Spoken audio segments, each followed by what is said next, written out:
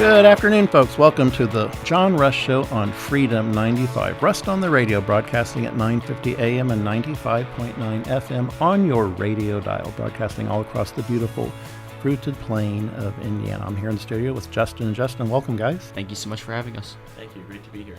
So, folks, recently, President Trump was at the United Nations, and he called climate change the greatest con job ever perpetrated on the world. I mean, he's about right. Trump is absolutely right on that. It is nothing but a con job. Unfortunately, our school kids are being taught today that coal is bad when it's not. So, folks, in this program, we're going to be talking about what needs to be done to fix not only our nation's energy crisis, but Indiana's energy crisis. And why is that? It's because of the green energy grift dovetailing onto the climate change grift.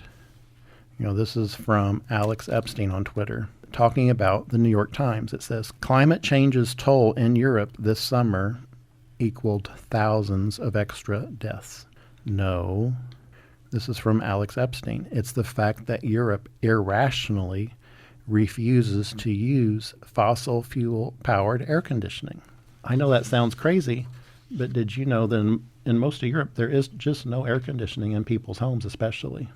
I actually did know that, but I know a lot of people don't. And like I've heard a lot of Europeans come over to America and they see all of our air conditioning. It kind of catches them off guard because they're just not used to that. Well, what happened is electricity is exponentially more expensive in Europe than it is in the United States. Unfortunately, in Indiana, our electricity rates are now increasing rapidly because our Indiana GOP establishment, I guess, wants Indiana to be like Europe, with electricity so expensive you can't afford to turn on the air conditioner or the heat in the winter. Yeah, I'm going to tell you what, if the Indiana GOP tries to ban my air conditioner, they're going to have problems. That's all I'm going to say. Well, and it's important for heat. It's extremely important.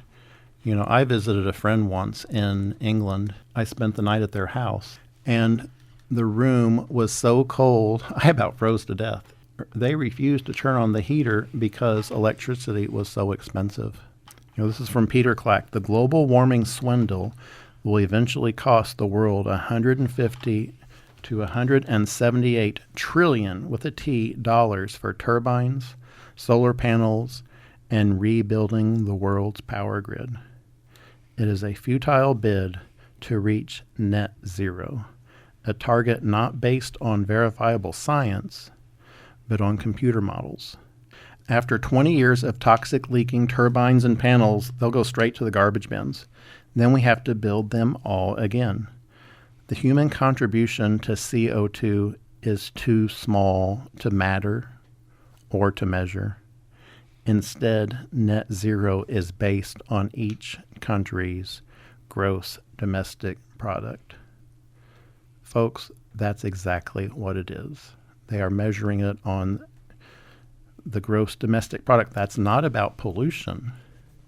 It is about, quote unquote, evening the playing field. It's socialism. It's communism, where they're saying, well, these poor countries should have the GDP per person the United States does. And they're rapidly doing that in China. And we're paying for it. We're paying for it through higher energy costs here. This is from an article from the Wall Street Journal. Rising electricity price. This is from an opinion piece by Rahm Emanuel. Well, of course. Bigger bills are a direct result of one of the big, beautiful act, which cut green energy subsidies. Folks, this is the response from Alex Epstein. This is a terrible Wall Street Journal piece blaming rising electricity bills on recent Republican cuts to solar and wind subsidies. That is absurd. These cuts don't take effect until 2027. In my opinion, they should take effect today, but they're not until 2027. The recent price increases all occurred while massive solar and wind subsidies were in place. Folks, you can't subsidize one form of electricity and say, well, that's less expensive. Not if you're subsidizing. That means we are all paying for it. Someone is paying for that subsidy. You're paying it directly in Indiana through higher electricity costs. Look at what our electricity prices are doing in Indiana. Last year, they were up 9%. This year, they're up 17% over the 9% last year. You know who stands out as a shining example on low electricity prices in the United States? The state of Kentucky. This is the Kentucky Coal and Energy Education Project. 10 reasons why coal is an outstanding energy source. They say good, but I think it's outstanding. Number one, and this is the most important thing. Number one, coal is, pure and simple, point of fact, the cheapest source of energy.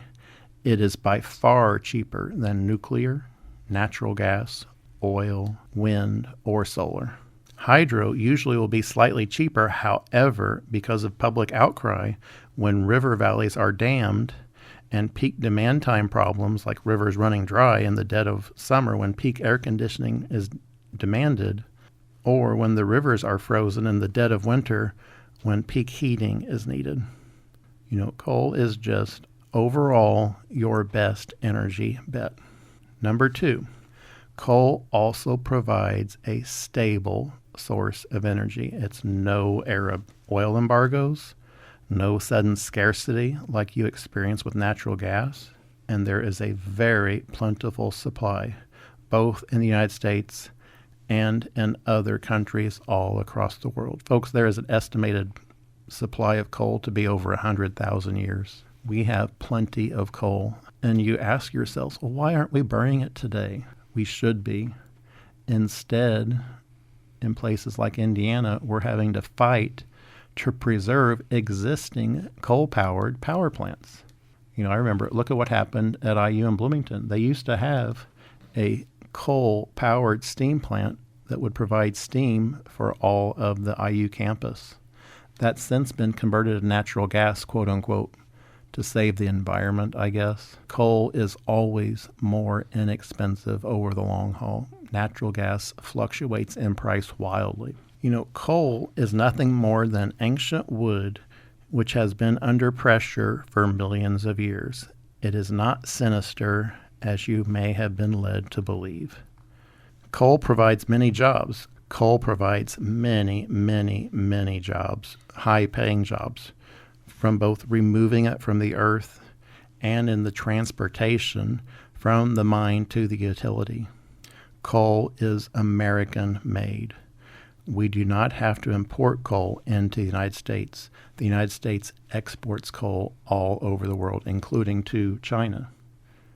And folks, remember, China is still building 2 new coal-powered power plants every week, today. What are we doing in the United States? We are shutting them down. It is happening all across the nation. And why? Because of the green energy drift, greenwash, where our politicians are preaching that coal is bad when in fact it is extremely good. CO2 is a wonderful thing. Guess what, folks? If you think coal is bad, you yourself are breathing out 2 pounds of CO2 today. But coal can be made to produce energy with almost zero environmental impact. I know there's this image of a coal stack belching out black smoke. That is just not the case. You go to any power plant in the United States and watch the stacks yourself with your own eyes, and you'll see nothing but steam, white steam, coming out that quickly dissipates. They do a marvelous job of cleaning any ash out of the air. It is extremely clean. And that's because there have been tremendous strides in environmental responsibility with mining coal and burning coal. However, they still issue this global warming hoax and say coal is bad. Folks, that's just not the case. When we come back, we're going to get right back into why your electricity rates in the state of Indiana are going so high. It's not only the increased demand from the data centers, but it's because politicians in our state are pushing greenwash on Hoosiers. This is John Rust on the Radio. We'll be right back.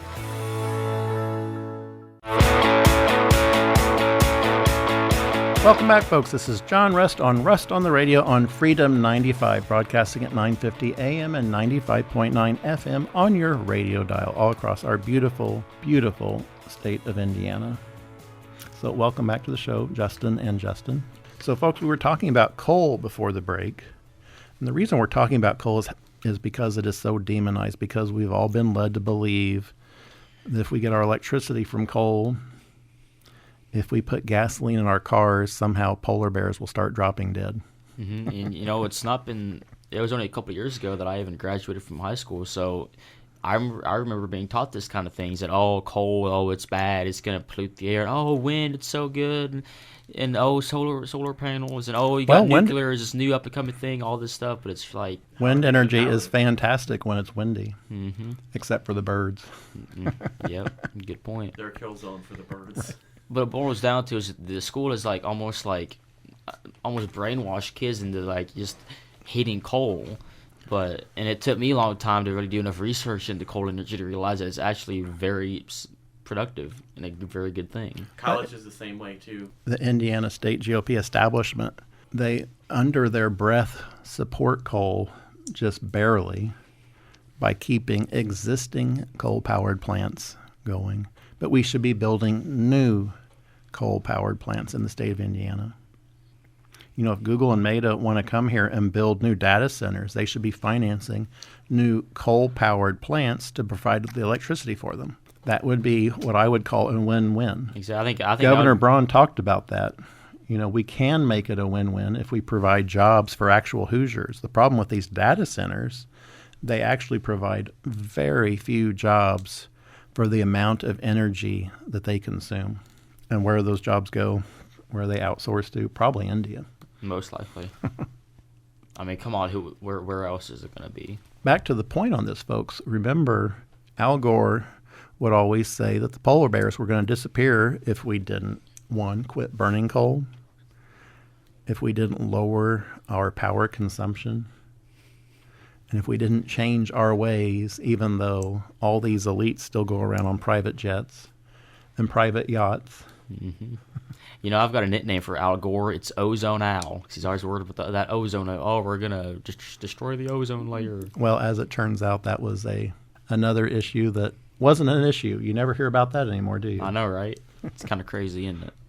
So, folks, if you remember, we're going to be talking about this more and more over the next few years, because it is extremely important on why we all got sold a bill of goods that coal was bad. And we're talking specifically here from Peter Clack about how Antarctica would be losing all of its ice. It would all melt, and we would all be underwater because of the polar ice caps melting. That has been proven to be pure and utter hogwash, greenwash. Antarctica gained 180 billion, with a B, billion tons of ice between March 2024 and February 2025 due to increasing snowfall in recent years. The Antarctic ice sheet had previously gained 108 billion tons each year between 2021 and 2023, reversing decades of hysteria about the Antarctic melting and inundating islands and coastal cities like New York. If you go, there's always these memes on Twitter and such where it shows the base of the Statue of Liberty being at the exact same level it was when it was built. The oceans are not rising. That is categorically false. Look at Barack Obama building, these massive homes on the beach if he really believed the ocean would swamp it.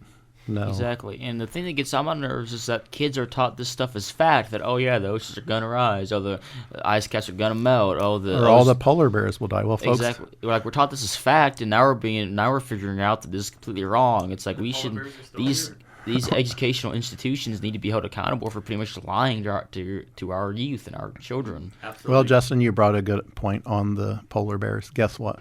There are now more polar bears today than there ever have been ever. Fact. Well, I think Coca-Cola needs to bring back the polar bear as their Yes. Yeah, that's a good idea. But as their spokesperson. I think what it boils down to is all this stuff just doesn't, all the facts don't fit their narrative of the Green New scam. Right. Well, this is again from Peter Kleck. Glaciers covered Antarctica 34 million years ago, and it would take hundreds of thousands of years of ice melt to affect ocean levels at all. Earth is still in the 2.58 million year Quaternary Ice Age with permanent ice cover at the poles. Folks, relax. That ice ain't going nowhere. Just relax. It's here to It's stay. thin. Well, China's right. They're building 2 new coal-powered plants every week, producing lots of energy so that China has a much more inexpensive electricity rate for their consumers than what is happening here, for instance, in the state of Indiana, where we are being forced to have solar farms and windmills. Look at what the establishment GOP is doing. Remember a couple of weeks ago where the Indiana Secretary of Energy came out and said these large corporations, trying to put in these windmills and solar panels should sue local communities that are delaying them. That's wrong. So, folks, remember, not only is China building new coal-powered plants, the other part of the equation is the Amazon rainforest is soaking in CO2. Trees love CO2. Guess what? This is from Chris Martz on Twitter. Get a load of this. Tens of thousands of acres of protected Amazon rainforest in Brazil are being cut for the construction of a new 4-lane highway to alleviate the anticipated traffic congestion during the annual United Nations Climate Conference called COP30. Again, folks, remember, they all talk about deforestation. Guess what? For a quote-unquote global warming conference, they are cutting down tens of thousands of acres of Amazon rainforest to build roads over it. I mean, it's all just a show. They don't actually believe in the stuff they're putting on us. It is all for show. If it really mattered, Bill Gates, Mark Zuckerberg, they would not be jetting around in private jets. Exactly. They'd be flying commercial. Exactly. If they were concerned about their quote-unquote carbon footprint. I'm certainly not concerned about my carbon footprint. I drive a Ford F-150 proudly, and I'm just not going to worry about the emissions from it. It has zero effect. But we're being told your truck is bad for you in the state of Indiana. Folks, on my F-150, there's one thing on it that really bothers me on that, and it has this stupid automatic switch that turns the engine off anytime you come to a stop. You know why they're doing that? It's not to save fuel. It is because of emissions. See, that's Because they believe, quote unquote, CO2 is bad. See, that's just a joke. And it's not bad. There is nothing wrong with CO2. Every tree on the planet needs CO2. Exactly. But the global warming pushers in Brazil, they're cutting down tens of thousands of acres of rainforest. Not just forest, rainforest, to build roads to go hear about how bad deforestation of the rainforest is. It gets so. This is again from Chris Martz. And these frauds have the audacity to lecture the rest of us about how we aren't doing enough to conserve resources and be better environmental stewards. Give me a break. Make no mistake about it. These United Nations climate summits aren't actually aimed at saving the planet. They're a way to shake down development capitalist countries for trillions of dollars and use those funds as a slush fund for left-wing activism and the pursuit of globalism. Amen. That's speaking the truth and shaming the devil. We need common sense back, and that is missing entirely. So on this climate change conference, guess what, folks? It gets even worse. Not only are they cutting down rainforests to build roads to it, poor countries are being priced out of attending the conference in Brazil because, so folks, this is from Steve Malloy. Poor countries are priced out of it, even attending the United Nations Climate Conference in Brazil. Folks, guess what the median price for a hotel room is per night at this quote-unquote global warming conference? Just guess. Let's just say $100. Something. The median price is $1,050 per night. Wow. I mean, like, who's going to pay that? Well, you are, because governments all over the world are sending lots of people there to clap each other on the back and say how wonderful they are because they're all green while they drive over the roads recently cleared from rainforest in cars no doubt fueled by gasoline. You know, at these prices, folks, for many countries, the numbers aren't workable. In most cases, United Nations contributions cover per diem costs for 2 delegates per country or 3, if it is categorized as quote-unquote less developed. So guess who's going to end up paying for that?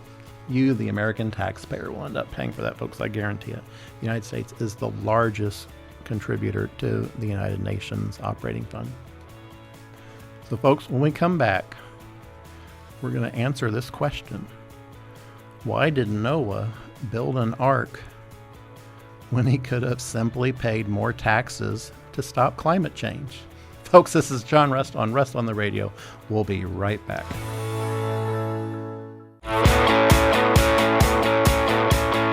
Welcome back to the show, folks. This is John Rust on Freedom 95 on the John Rust Show. Rust on the Radio. Before the break, I'm sorry, I'm laughing here. Before the break, I was teasing for this segment, why did Noah build an ark when he simply could have paid more in taxes to stop climate change? That's where we're at today. They all want us to say the great flood is coming. The Arctic is melting fast. Mm-hmm. You know what they need to understand? But you know what fixes that? Taxes. I know, right? And where is the Indiana State GOP? The 4th highest gasoline tax in the country. Apparently not because of road construction.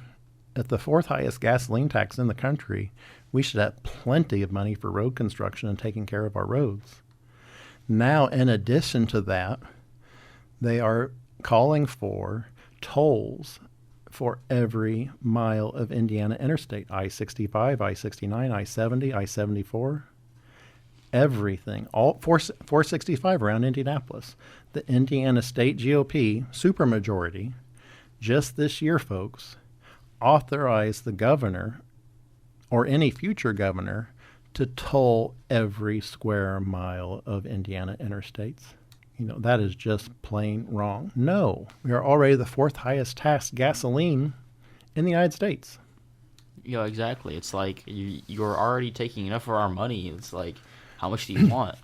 Well, and it's... They want everything. Well, Get it. it's because, and Rob Kendall said this a long time ago, and I totally agree, the Indiana GOP wants you to have less and less so they can have more and more because they're the party of government. Mm-hmm. They're selfish is what they are. Well, they believe in big government.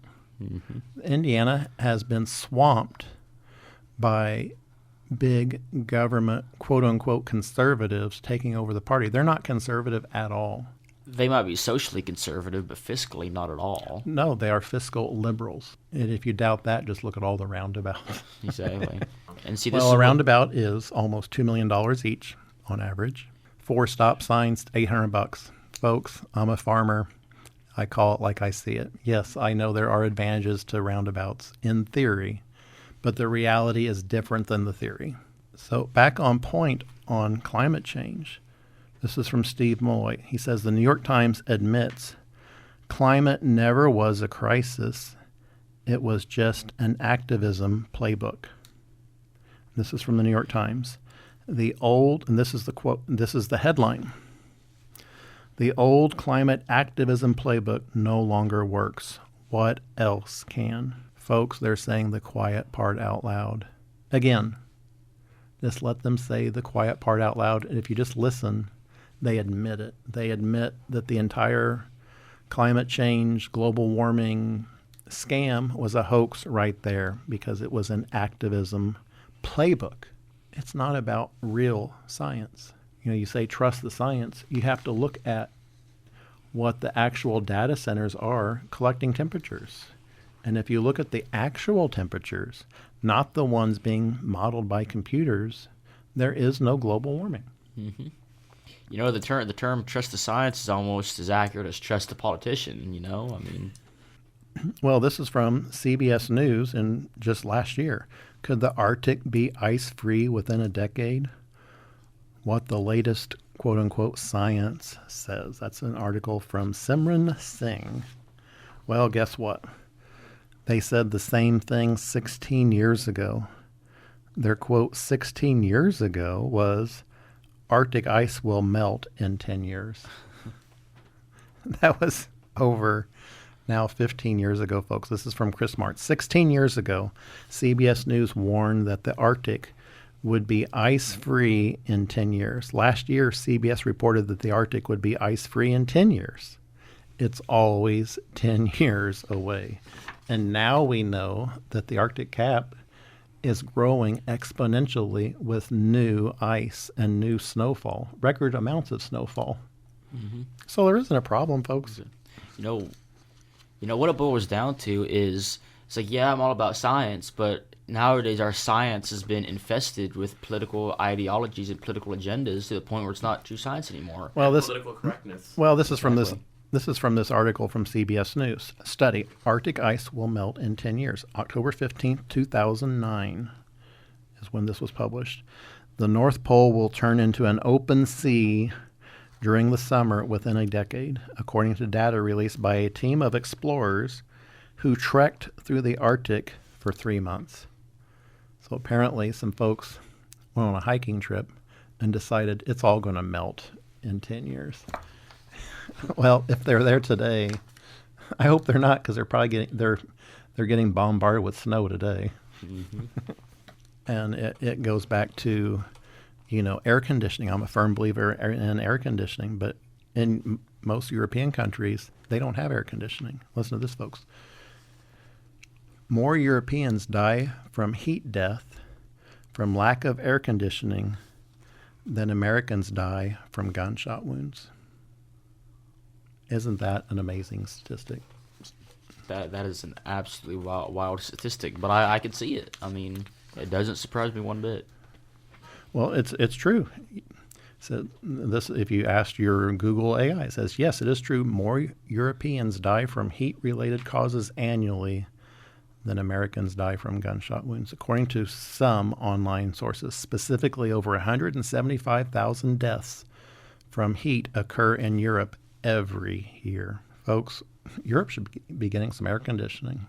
I mean, the problem is Europe just fell for the Green New scam, hook, line, and sinker. Well, it's because Europe has such high electricity rates. People could not afford to run air conditioners in Europe, and that's just the simple fact. They're spending all their money now.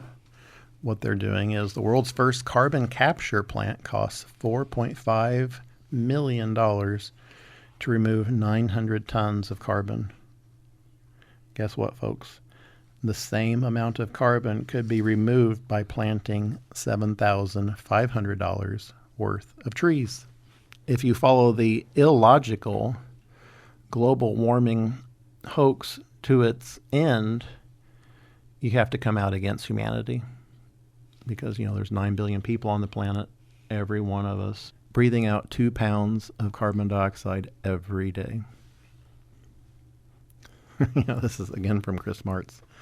A CBS News report by Dan Rather warns that if we don't stop digging up ancient carbon and burning it, 25% of Florida will be underwater. Guess what, folks? That broadcast was 43 years ago. That was broadcast in March of 1982. And I've visited Florida many times. It's still there, isn't it? Yes, I've visited Florida many times. Well, Chris Martz, he asked this. I suspect Florida will be underwater any day now. Well, fortunately, they have an outstanding governor. One of the best in the nation. The singular Governor DeSantis that needs to be replicated in all other states. I'll say that as a young conservative Republican. Well, so even on climate change, I remember as a young kid when I was 11 years old, I believe, 1978 during the blizzard years, 77, 78, in 78, 79. We had some terrible winters. And I was working in our chicken houses, and one of my jobs was going up and down the chicken house with a butane torch, keeping water lines open so the chickens would have plenty of water to drink all night, that they were well cared for so that the folks next day would have an egg that we could gather so that someone could make a birthday cake. You know, there's such a true honor in being a farmer. Yeah, exactly, because it's honest work, and you're doing something that benefits all.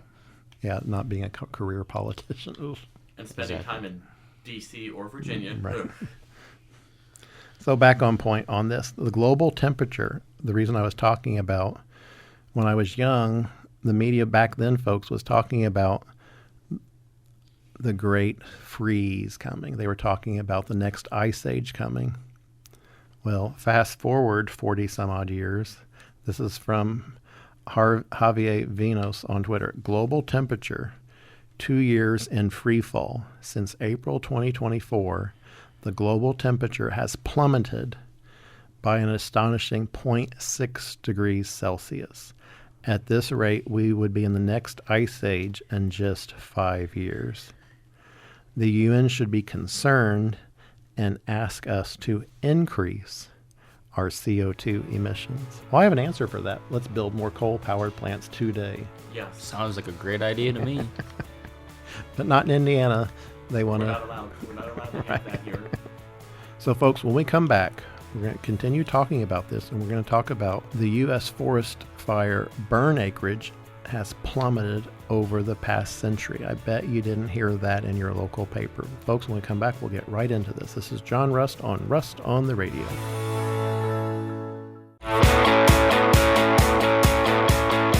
Welcome back, folks. This is John Rust on the Radio, in the studio with Justin and Justin on the John Rust Show. Welcome back, guys. Always a pleasure to be on the show. Definitely great to be here. So, talking about U.S. forest fires. If you read the news, you think, oh, the planet's on fire. Guess what? This is from Tony Heller. U.S. forest fire burn acreage has plummeted over the past century.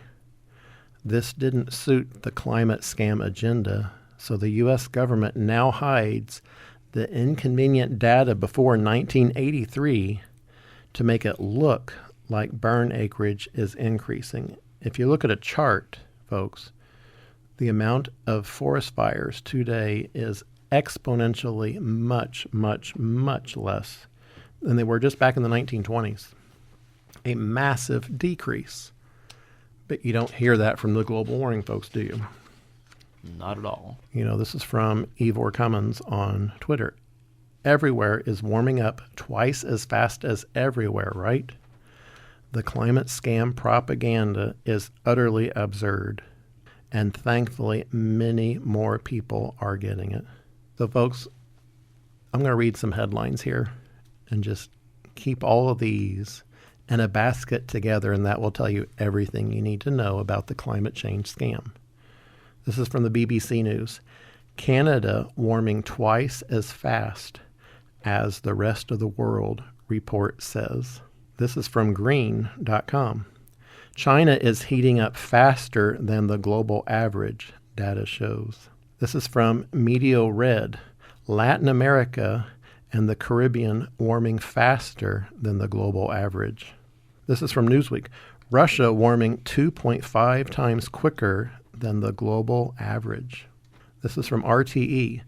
Europe warming twice as fast as the global average since 1989. And this is according to the CNA Insider. Why is Singapore heating up twice as fast as the rest of the world? So it seems like we've got half the country. Every country on Earth claims to be increasing their temperature twice as fast as everyone else. Exactly. Like, how does that work? I wasn't the best at math, but I'm pretty good at math, and that math ain't mathing. Reading all those headlines, you'd be scared to go outside for all the flames. I know, right? Must be hell on earth, right, or something. Like, what are we doing here? Well, folks, this is from Columbus, Indiana. I got a graph here, and I'll try to make this presentable on the radio. This graph shows an average of the Indiana temperature in Columbus, Indiana, going down over time, not up. In a nutshell, This is the number of days over 90 degrees Fahrenheit at Columbus, Indiana, year over year. Guess what, folks? In 1890, it was over 40 days per year. In 1930, it was over 65 days per year. Folks, guess what it is today? Less than 15 days per year. That says everything. But if you look at the weather stations, they always sensationalize our temperatures to say this is the worst and the hottest ever on record. Mm-hmm. But they are cherry picking the data. If you look at the historical charts, our temperatures are actually going down. I'm looking at the chart right in front of me. This is Columbus, Indiana, folks. This isn't some city in India somewhere. This is right here in our state. There is a clear chart showing the temperatures going down. But global warming, right? Yeah, but global warming. I like how you said that they sensationalize it, because the weather station is just like any other TV station. They got to have their ratings. Well, to get ratings, you got to have like if crazy it's not stories. And it's the same in the 1970s when I was a kid. They wanted to sensationalize. There was a cover on Time magazine about the coming global ice age. They want to sell magazines. Exactly. They want to sell magazines. They can't sell a magazine if it says, well, "Okay, folks, tomorrow's going to be a beautiful day. Go enjoy your life." They gotta have something to get people. But if you're reading that, oh my gosh, Florida's going to be underwater before long, that's okay, yeah, I'd probably that'd get my attention. Well, that's why I always like my father's favorite Bible verse, Psalm 118, verse 24. This is the day the Lord has made. Let us rejoice and be glad in it. Because, folks, tomorrow's going to be another day that you can rejoice in. I promise you. But you don't hear that from the press. You don't hear that from anyone in the media. You know why? They're all in it on the grift. Wind turbines don't run on wind. They run on subsidies. Let me repeat that again. Wind turbines don't run on wind. They run on subsidies. What that means is subsidies means higher electricity costs. That means you are subsidizing someone else to have more expensive electricity, because our career politicians in the state of Indiana have pushed green energy on us. We should be having coal power plants being built in the state right now. None are being built today, not one. In fact, the only conversation that's being held on these is that we should try to maintain them a few more years. I think that's hogwash. We need to be building new ones today, and we need to be reconditioning the existing coal plants to keep running indefinitely, because they are absolutely needed to meet our power supply demands.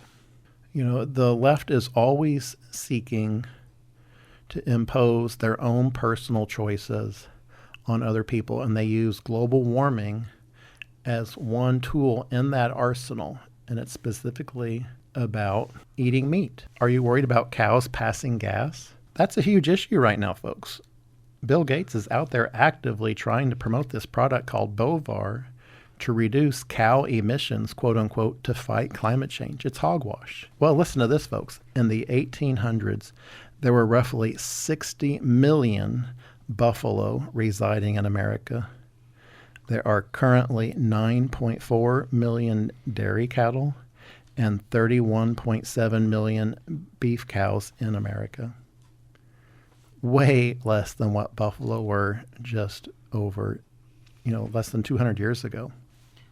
But it's like they're a problem now, but they weren't back then. It's like, give me a break here. Well, leftists either have to prove that cows passing gas are more destructive to the environment than buffaloes passing gas,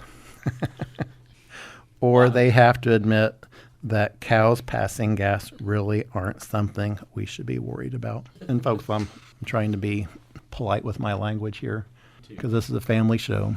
But we are getting sold this grift, and you are paying for it. That's why inflation is going through the roof, because we are causing gasoline to be higher, in Indiana. We are causing electricity to be higher in Indiana.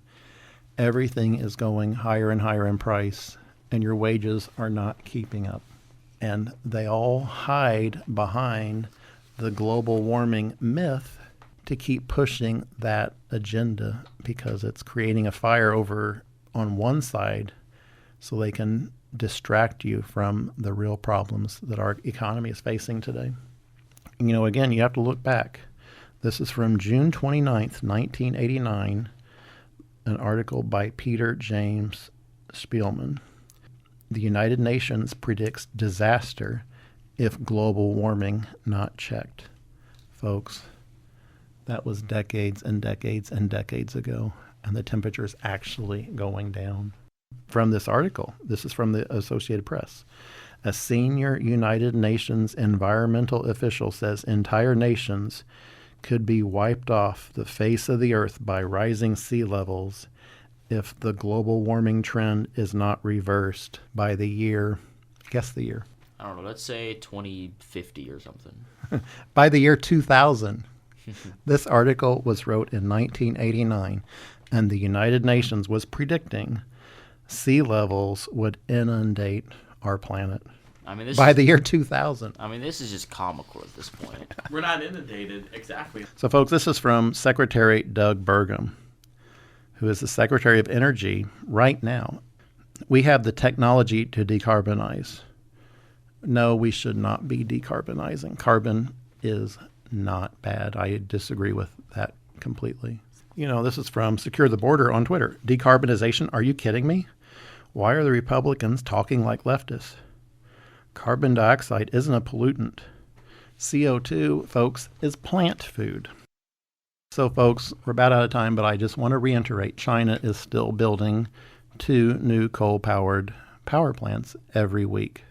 The United States should be doing the same. We should be building a coal-powered power plant here in the state of Indiana to drive our electric rates down. We need to be talking about driving electric rates down, not about talking about decreasing the rate of increase. Because that when you hear people talk about decreasing the rate of increase, that is career politician doublespeak. It's baloney. It's greenwash. 100%. So, folks, we're out of time for this show. We've had a wonderful segment talking about the benefits of coal. Coal has largely been responsible for the Industrial Revolution. Our economy would not be where it is today were it not for coal. And guess what? Look on your wife's hand. She probably, hopefully, has a lump of coal on her ring, a diamond. So, folks, I'm going to close with my father's favorite Bible verse. This is the day the Lord has made. Let us rejoice and be glad in it. Psalm 118, verse 24. This is John Rust. I'll see you all again next week on the radio.